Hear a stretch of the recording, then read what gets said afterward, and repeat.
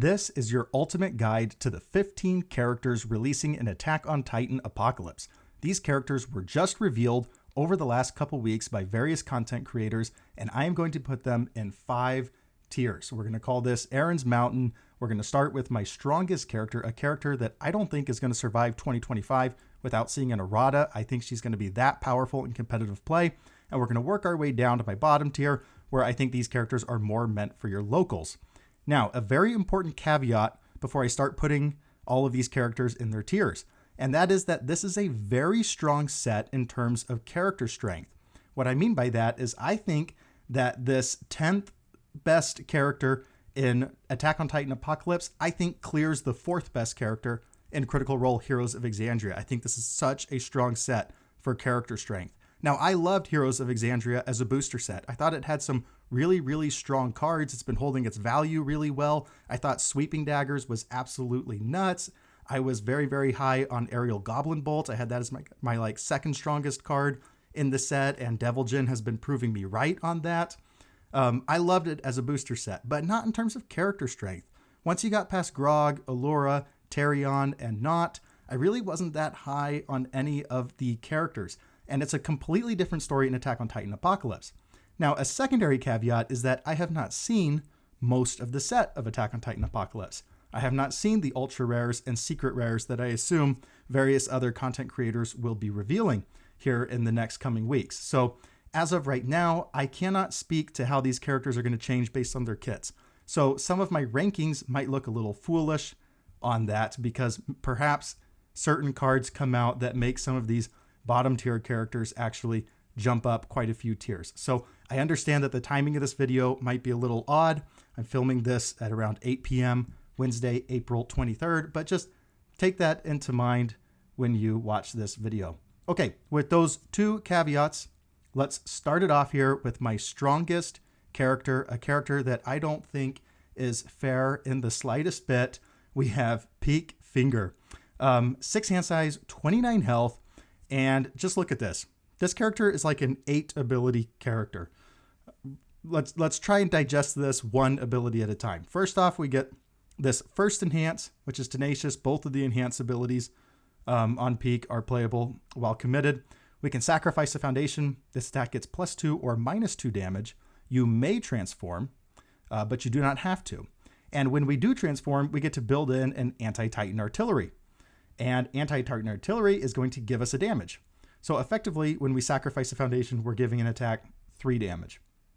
And then if this attack hits, which now it has 3 damage, they're going to want to block it. But if they can't block it because this other enhance says that we can sacrifice a foundation for +3 or -3 speed, we may transform back. So we can add basically +3/+3 onto our attack as early as turn 2. And if they don't block it, we get to say response commit after your attack deals damage. Selectively commit 1 rival foundation or asset. So not only do we get a selective commit, we also have asset hate built into our character. That's crazy. This +3 and +3 can also switch around. So we can just stay on our cart Titan side and continually sack foundations for -3 speed. This is a character that could absolutely murder you on turn 2, giving +3/+3 to all of her attacks, and a character that's very comfortable playing a long game, being able to give -3 speed when needed, or if they're not going to block, -2 damage. So this character is really going to feel like a 40 health character that has tons of speed control and can murder you at any given point. And if you ever don't block what they're doing, they can selectively commit. Oh, by the way, this is unique, but if we transform again and this is committed, we can just build in 1 ready, and then we can do a second selective commit, a rival foundation or asset. And this character is very, very foundation hungry. We're going to be sacking a lot of foundations, but sacrificing 1 foundation is not a cost. This was an argument that I was having in my Discord the other day. I could not believe people were arguing with me about this. I thought this was, Universus 101. I might make a whole video about this, that sacrificing a foundation is not a cost. And it's especially not a cost on the death symbol. The death symbol gets enormous axe. The death symbol gets weapon clash. The death symbol gets Colossus SWAT. We are not keyword locked with Pieck. We can play any of the best attacks that we want. There's going to be plenty of foundations to sack. This character's crazy. Oh, and she solves her own problem on her face. She gets to enhance, commit, build the top card of your deck face down. So essentially, since she gets a free build on her turn, she's almost like a pseudo 7-hander. This character is nuts. I don't think this character is fair in the slightest. I don't think Pieck survives 2025. You heard it here first. That's my hot take. Until they errata this character, you can bet I will be testing and playing Pieck like crazy. Okay, moving on to the second tier. Very, very strong characters. I think they will be staples in competitive play, but I don't think that they're going to be needing erratas. We have Annie Leonhardt, Awakened, and Mikasa Ackerman, Hizuru's Hope. Let's start off with Annie. Annie is 7 hand size, 21 health, and we can commit cards. When we commit cards to pass a check, we can commit a backup as though it were a foundation. Now, we just saw an errata to Mimic who got to commit assets as though they were a foundation, and we know how busted this ability is. So more and more backups are coming into the game, and now there's not a big deck building cost to running a high number of them because we can commit them like they're foundations. And then we get this enhance. On our attack, we can sacrifice a backup or foundation and add the top card of our deck to our momentum. And once again, we have the death symbol. If you have 3 or more momentum, transform Annie Leonhardt Awakened. So very, very easy ways to turbo out momentum. On the death symbol, we really don't care about sacking foundations. On the chaos symbol, we can play things like determined advance, strategic meeting, and we can really pump out a lot of momentum. And so this transformation cost is very, very low. And when we transform, we'll have 3 momentum. When we do transform, we still can commit backups as though they were foundations. And if we have 2 backups, our attacks get 2 speed. And if we spend a momentum, we can get 3 damage and our next check gets +2. So this is like 7 hand size Godzilla in a sense on the Titan side, but also we give speed. And as if to make this character just better, we can also say -3 damage. So it's like we're a 30 health 7-hander or maybe a 30 plus health. And we can give our next check +2, which is effectively like -2 speed, except we can stack that. So we can be damage reducing their early attacks, stacking our next check bonus. And then it's like on the attack that we're ready to block, it's almost like effectively -4 or -6 speed. This character's crazy. And now we also have Mikasa Ackerman, Hizuru's Hope in this tier. This one might be my hot take of the video. I posted this list in my Spark a Debate channel and my Discord server, and everybody was getting on to me about it. So much so, I thought I was crazy. So I went, built a couple quick lists for this character, tested them out, and confirmed my belief that this character's nuts and everybody else is nuts for thinking she's mid. Because that was what I was getting, the general consensus was. It was making me feel like I was crazy, but I don't think I am. So I'm sticking with it. Maybe my hot take here in this video, but Mikasa Ackerman coming in as the 3rd best character in the set. 5-hander, 35 health. We can reveal a weapon card. This attack gets X damage. X equals the revealed card's block modifier. And then enhance, sacrifice a foundation, draw 2 cards. Again, for the 3rd time, basically. This is 3 for 3 in these characters. Sacrificing a foundation when your character has the death symbol is not a cost. Full stop, period. We get Colossus SWAT, Enormous Axe, Weapon Clash, etc. Always cool. We're going to be giving all of our attacks 3 damage. Typically on average, it simply says weapon card, so we can use weapon foundations as this. The only place we're locked into weapons is in the cost for that. So as long as we have 1 weapon card in hand, all of our attacks don't have to be weapons. I think if you're playing like 10 weapon attacks and then you have like 10 weapon foundations, that's probably plenty. So you're definitely not locked into an all weapon attack lineup. You can really play a diverse attack lineup. And then drawing 2 cards on every single attack. As soon as you play, after you play like 3 attacks, you've seen 11 cards. And if you can keep like clearing your card pool, then you can just play all of the attacks that you draw. So that was one of my deck ideas, was all of my attacks were thing. were things that cleared the card pool, like this latest one, Anchor Toss. And then I was also playing like Colossus Swat to build the what is it, Dual Needle Lunge that goes to your momentum. And then I was following up with like some Luna to Harris at the end on very, very low difficulty, just playing out my whole hand very, very early in the game and giving all of those attacks 3 damage. And then we have 35 health, so we can survive backswings. I love Mikasa. I've already made some bets with friends that Mikasa will definitely top a regional, an official Universus regional this season. I'll probably be playing Mikasa in Louisville and just testing with this character like crazy. Okay, going on to our next tier. This is the last tier of characters where I think they will definitely top cut an event during their lifespan. We have Falco, Armin, and my very own character I got to reveal, Reiner. So let's start off with Falco, my 4th best character in set. 6 hand size, 31 health. We can spend a momentum. We can ready a foundation that's not been readied. If this is the second time you've played this ability, transform Falco. On the Titan side, when an attack deals damage, ready a card in your stage that has not been readied this combat phase. Your character is in your stage, so you can ready your character. The character enhance says, commit, your attack gets a speed for each foundation in your rival stage.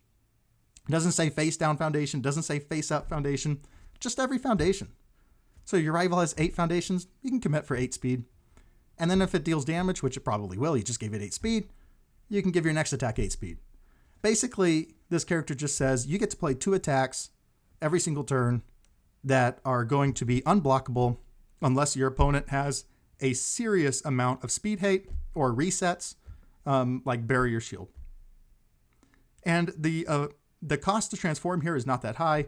On the Chaos symbol, this really just means that we use this momentum ability to ready a foundation twice. We can do that on our very first 2 attacks, play a Determined Advance, check a 5, commit 1 foundation, spend the momentum you get to ready that foundation, and then strategic maneuver meeting, get another momentum, or one of like 6 other foundations on the Chaos symbol that can get us momentum. Force Quirk activation, maybe we play a Rapid Speed Slash next, unsettling eating habits. There's tons of things out there. So very low cost to transform. Once we transform, we're putting a lot of pressure on our rival. 31 health is probably enough to where we can defend.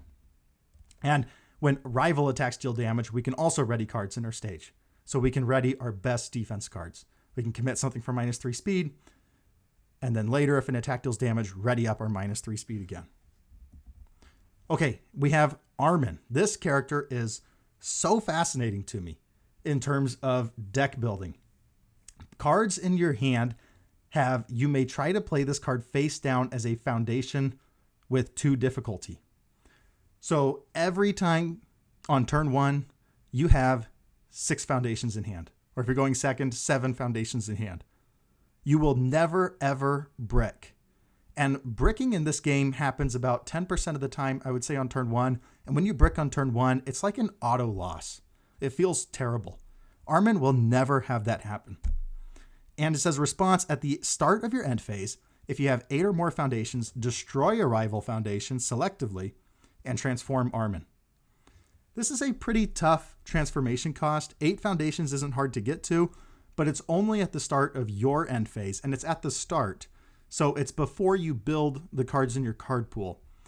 So you either have to start your turn with 8 foundations and keep all of those 8 foundations, not be playing effects that sack your own foundations, or you need to be playing cards that build in foundations during your turn.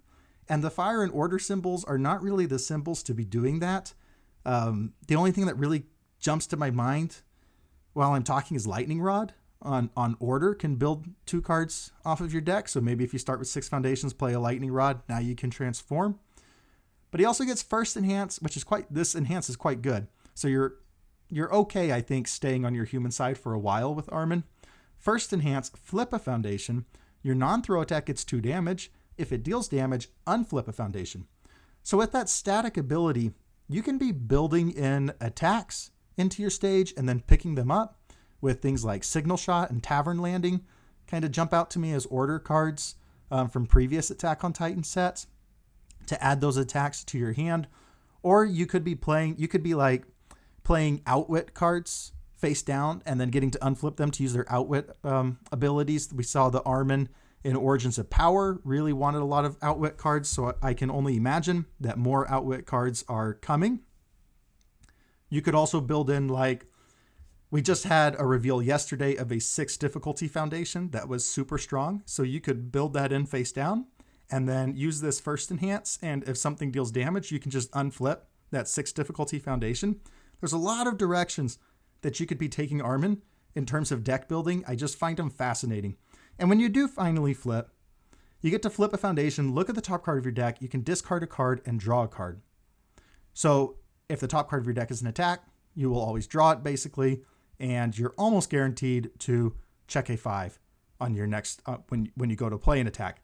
You know, if you make 33% of your deck into attacks, then the odds of you checking 2 attacks in a row would be 11%. Basically, once you transform, you always have basically a 90% chance of checking a 5 on all of your attacks, and you'll be drawing lots of attacks to play, and then you can sack your face down foundations to give 5 damage, which is not a very small number. That's pretty large. That's like Nomu status from My Hero Academia set 1.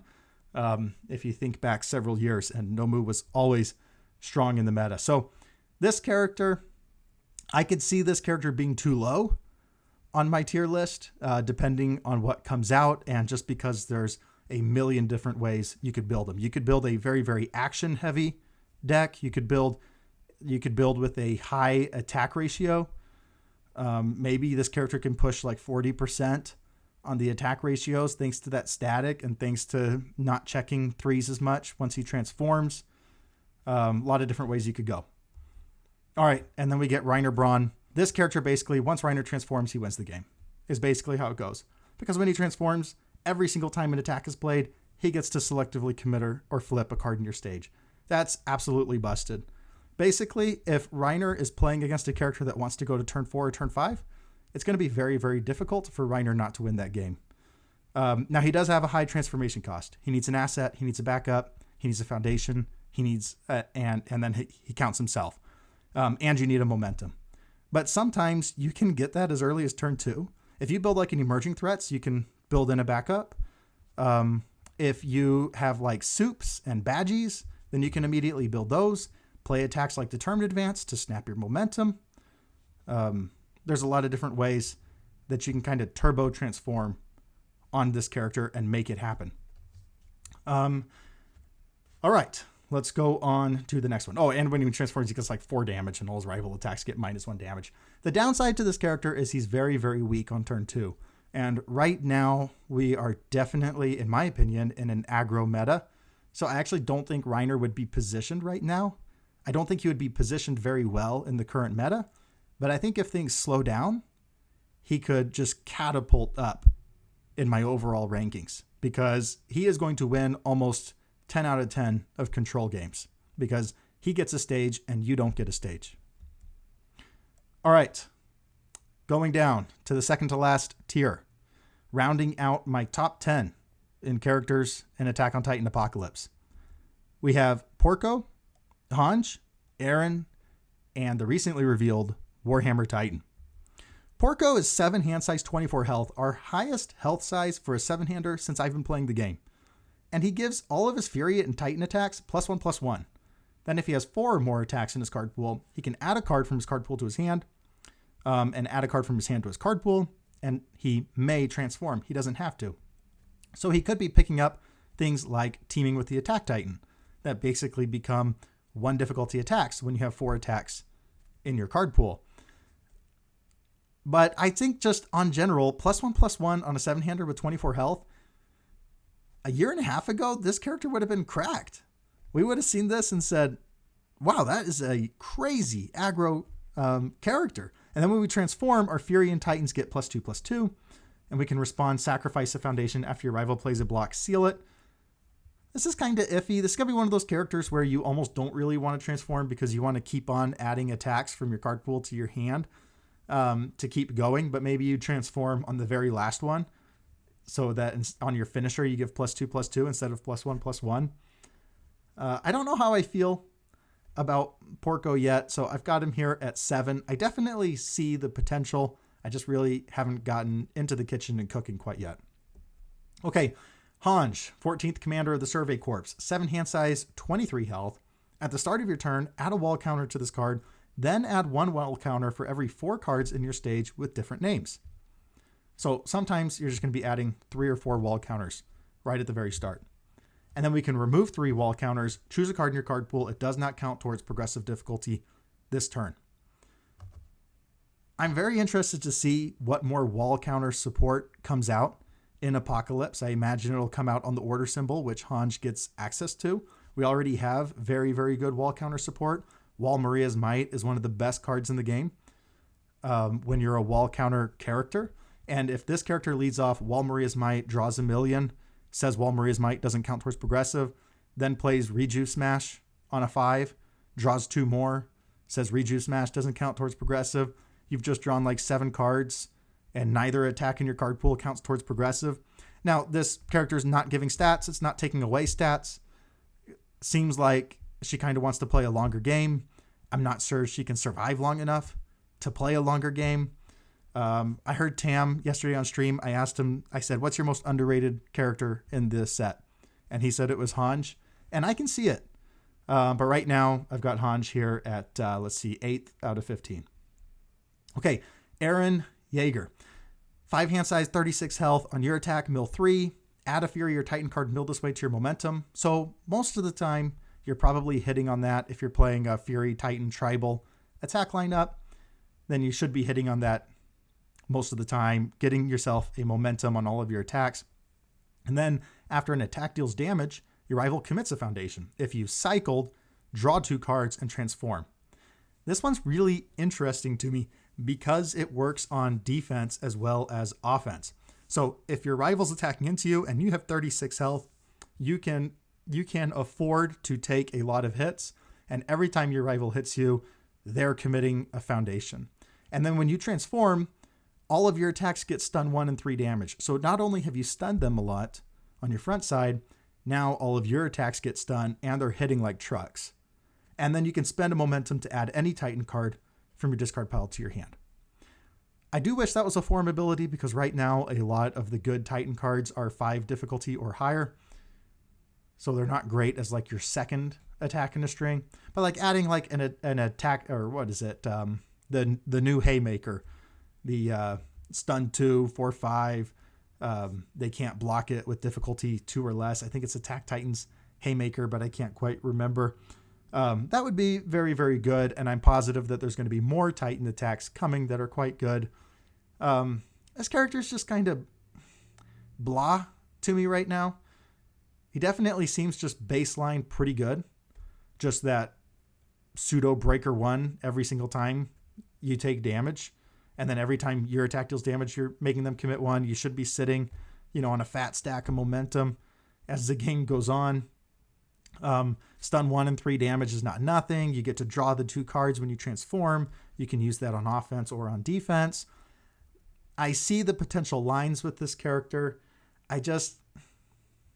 Aaron so far in these Attack on Titan booster sets, I wish his characters were just a little more pushed. I think they are playing it a little too safe with his character designs. And so in every single set, it feels like he's in the middle. And I wish he was kind of closer to the top in terms of strength. Okay, number 10, Warhammer Titan. 6 hand size, 32 health. We can commit, lose X health, add an attack with a check value of X from our discard pile to our hand. Enhance Tenacious. Your attack gets plus 6 damage for every 5 health you have. Reduce this bonus by 1. So if you're attacking on your turn 2 and you were the player that went first, unless you're self-cutting on your health, all of your attacks are not getting any damage because 30 health fully takes away the damage bonus. But if your rival attacks into you and can't kill you and they leave you on like 6 health, all of your attacks are going to be massive. And you can selectively pull anything you want out of your discard pile. You can selectively call up your sweeping daggers if it's a matchup where you really want your sweeping daggers. You can selectively call up 1 checks or 2 checks and not lose that much health and then be playing these crazy cards. This is a character that when it was first revealed, I was initially like, oh wow, this character is going to be really, really good. And then I sat down and thought about it. We're not giving many stats early in the game. We don't really get defense to survive to late in the game. We're kind of counting on our rival making mistakes, like attacking into us without having lethal. We're kind of counting on our rival making that mistake. If we're self-cutting a lot, then we better kill, or we're going to be setting ourselves up very poorly for defense. And picking an attack up, again, this is one where I wish it was a form. We're having to do it on enhance. It's way, way better to be able to pick your lead-off attack than to pick your second attack. Your lead-off attack is the most important attack you play on every turn of the game, pretty much. And so I wish you could pick that one, but you have to pick it as your second attack. So most of the time, you're probably going to want to be picking up like 4 difficulty attacks, to play them on a 5. But there's a lot of different ways you could take this character. I haven't really thought them all through yet. I think around 10 feels right. Okay, and then my last tier. This is the tier where they're probably fine for your locals. I don't think they're going to be doing anything huge in competitive events. There's 2 of these characters that are very backup reliant.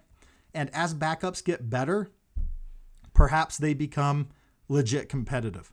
And the first of that is Flock. And then we have Levi, Zeke, Jean, and poor Connie as the worst character in the set.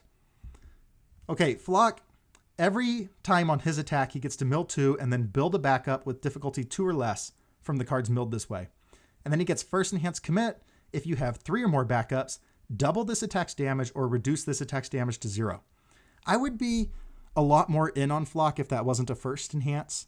Like if you could first powerful up your attack and then double the attack's damage, or you could be playing other enhances and then take their your rival's attacks damage down to 0. Now, don't get me wrong, that's still a very powerful ability. Say you play a base 6 damage move and now you make it 12. Or you have a built-in reset, which is never not good. But you're going to have to be playing a lot of backups to make this top enhance really work. And the top enhance only mills 2. So if you don't build your 3 backups early, and then you play some attacks and you kind of miss on the backup builds, then you're kind of a blank character-ish. And you only have 28 health. And I know 28 used to be around what you would expect for a 6-hander, but everybody else in Attack on Titan, when they're 6-handers, they're like 31, 33, 34 health. But Flock kind of got hit with 28, and I think it's because they gave him a reset, so they took his health down a little bit. But I think he's going to be a little too slow, is my first impression. And I think that top enhance is going to miss quite a bit since it only mills 2. You're going to kind of have rough turn 1 builds when you're playing all of these backups. I don't know. Maybe backups come out and they get better and better, and then Flock kind of goes up. Flock is definitely a character that I could see myself taking to locals. I think he looks fun, but I don't think he's competitive. Levi Ackerman, 6-hander, 31 health. This Levi's just kind of boring to me. Lose a health. This weapon attack gets 2 speed if you have 15 or less health. Basically, desperation. It also gets 2 damage. So once you're down to 15 or less health, everything gets +2/+2 if you're willing to spend 1. And then response at the start of the end phase, add a weapon card from your card pool to your hand. I feel like we've seen this ability a lot, and it's just never been very strong. Okay, we can play a weapon attack and then add it to our hand. And so, I get that you're kind of like a pseudo 7-hander, and you get to selectively pick up something, like pick up your walk the dog, pick up your sweeping daggers back to your hand, pick up maybe some sort of breaker attack, like a high velocity slice. It's just really underwhelming to me. And even now, I don't have much to talk about. I'm just not interested. I don't think I'll ever play with this Levi. And I'm a huge Levi fan. But boring. Let's move on. Zeke. Now, here's a character I don't think is competitive, but he's anything but boring. I'm fascinated by this guy. Once per turn, your next check gets X. X equals the number of backups in your stage +1. So if you have 2 backups, you can say, hey, my next check gets 3. That's really going to, since you're going to be playing a backup heavy deck and not as many foundations as other decks, that's really going to help you pass your checks. Enhance, sacrifice a backup, gain a health, and draw a card. If you have at least 10 backups in your stage and discard pile combined, you may transform Zeke Yeager. Okay, for that transform to happen consistently and pretty soon into the game, you probably need to be playing like 20 backups. That's a lot of backups. And you get that one time in check boost based on your backups, but I'm not quite sure it's strong enough to warrant having such a high percentage of your deck be backups. And then when you transform, if you have 2 or more backups, your checks to play ranged or Titan cards get +2. So it's kind of similar to Hanj. You know, your first couple attacks aren't really going to count towards progressive if you're playing ranged and Titan attacks. And then you can commit a backup, gain a health, and draw a card. So this character is going to be drawing a lot of cards, ignoring progressive, but he's not giving stats on face. I haven't cooked too much with this character yet. I just think that having such a high percentage of your deck be backups is going to be a pretty significant cost. But perhaps as backups get better, I could see Zeke climbing this. You know, maybe we even get some backup reveals over the next couple days that make Zeke look amazing and make me look foolish right now. All right, and then these 2 characters. This one's kind of similar to Levi. It's just boring. 6 hand size, 29 health, discard a card. If you've cleared 1 or more cards from your card pool this turn, draw 2 cards. This attack gets +3 or -3 speed. So you get a one-time stat adjustment. Like, think about this character compared to Pieck, where we're just getting stats like crazy on offense and on defense, and everything's repeatable. Here we get once per turn. And you have to have been clearing something. So you can use it on offense and on defense, but you've got to find a very consistent game plan to continue clearing your things. I love Jean. Jean's one of my favorite characters in Attack on Titan. This isn't it. And then Connie. Poor Connie. Was anybody asking for a third version of Connie, by the way? We got a Connie in Battle for Humanity and then a Connie in Origins of Power.